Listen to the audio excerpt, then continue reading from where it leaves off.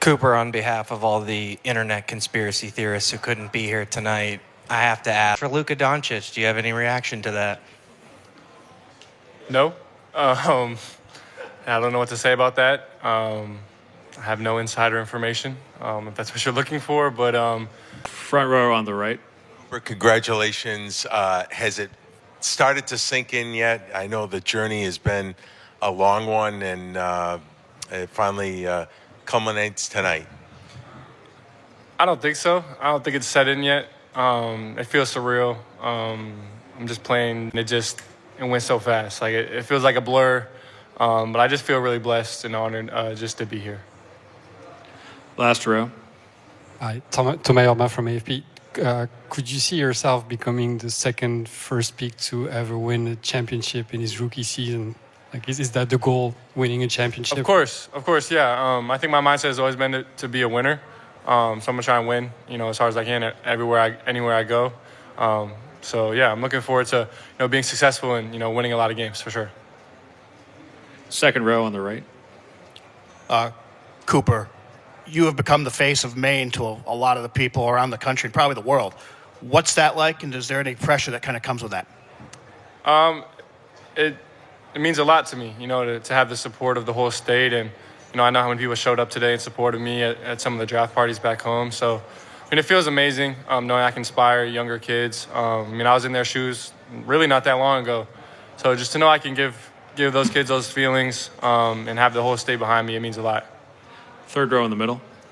Cooper, how much have you been able to enjoy the process, the hype leading up to the draft versus inside wanting to just get going and get to work doing what you do? Yeah, I tried to enjoy it as best I could. Obviously, I'm antsy, I'm anxious. I wanted to get going. I was working out the whole time, and I was excited to, get this process over with. But at the same time, it's a dream come true to go through this whole process, be here, enjoy it. And I think I try to do that to the best of my ability. Standing here on the left. Congrats. Growing up as a kid and dreaming about the NBA, what was the most expensive thing you ever dreamt of buying when you become one? I don't know. I don't think I ever had a taste for expensive things or, thought about, I'm going to buy this or this when I get older and have money. So I don't really have an answer for that. First row here on the left. Cooper, Newey Scruggs, NBC5 Dallas. You're going to a team where you've got Kyrie Irving here, Derek Lively. At Duke, you guys call it the brotherhood. How can you lean on these guys as you make your transition to this league? And LeBron James also said that he felt by you going to a place like Dallas where they've got some guys who've been number one picks and NBA champions, it could help you. 100%. I'm really excited. I think I keep saying I'm excited to be a sponge, to get down there and just learn, be surrounded by, Hall of Fame caliber guys, and just to be able to learn from them. It's going to be an incredible experience. I feel so blessed, to be in the position I am, and just to get down there, like I said, be a sponge, learn, and try and grow my game as much as I can. First row on the right. Cooper, being here in New York, there's a ton of speculation about Jason Kidd potentially leaving the Mavs to coach the Knicks. Has he given you any assurance that he'll be your coach? And if so, what do you kind of hope to learn from him? No, I haven't had those conversations yet at all. But I think talking with, Coach Kidd, my workout, and even after I got picked, I was on the phone with him for a minute. I think he's just excited. He has a good vision for me and what I can do and how I can impact the game. So I'm excited to just talk to him more. Last row on the left.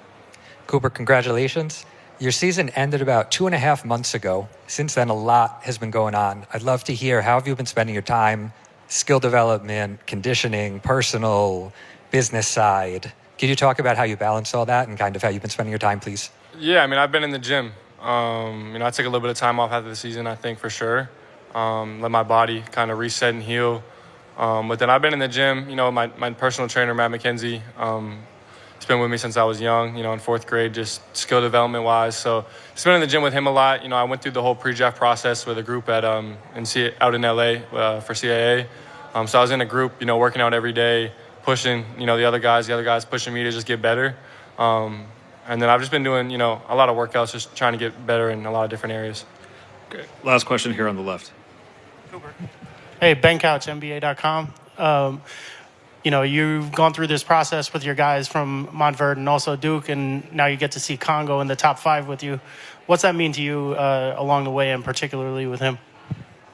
It's incredible. I heard, you know, the announcement while I was doing the interview out there, and I had to stand up and just clap for him because, you know, nobody deserves it more than Con.